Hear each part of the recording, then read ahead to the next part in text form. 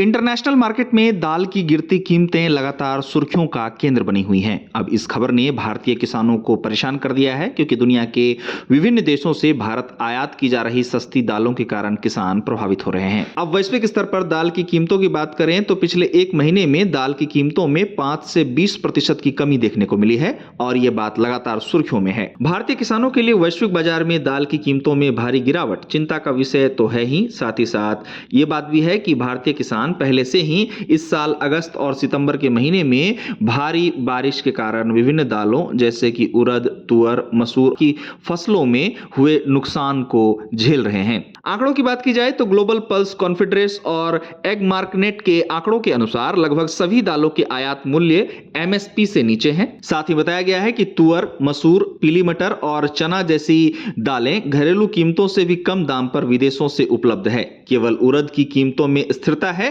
और इसका कारण है म्यांमार के स्टॉक का सीमित होना। बता दें कि वैश्विक स्तर पर दाल की कीमतों में लगातार आ रही गिरावट का एक प्रमुख कारण इस बार प्रमुख दाल उत्पादक देशों द्वारा भरपूर उत्पादन को भी बताया गया है, जहां कनाडा और ऑस्ट्रेलिया में इस बार रिकॉर्ड दाल का उत्पादन हुआ है। बता दें कि कनाडा इस बार 2 मिलियन टन से अधिक मटर निर्यात करने जा रहा है, तो वहीं ऑस्ट्रेलिया का मसूर उत्पादन भी 34% बढ़कर 1.7 मिलियन टन तक पहुंचने का अनुमान लगाया जा रहा है। ऐसे में विभिन्न देशों द्वारा दाल के रिकॉर्ड उत्पादन से दाल की कीमतों में गिरावट होने की बात कही जा रही है। विशेषज्ञों ने वैश्विक स्तर पर दाल की कीमतों में कमी के कारण भारतीय किसानों के मुद्दे पर कहा कि जैसा कि सरकार ने तुअर, उड़द और पीली मटर पर मार्च 2026 तक ड्यूटी फ्री आयात की अनुमति दी है, तो इसका फायदा निर्यातकों को हो रहा है और इससे किसानों को नुकसान झेलना पड़ रहा है। आपको बता दें कि भारत अपनी दाल की खपत को पूरा करने के लिए दुनिया के विभिन्न देशों से दाल का आयात करता है, जहां इस सूची में कनाडा, ऑस्ट्रेलिया,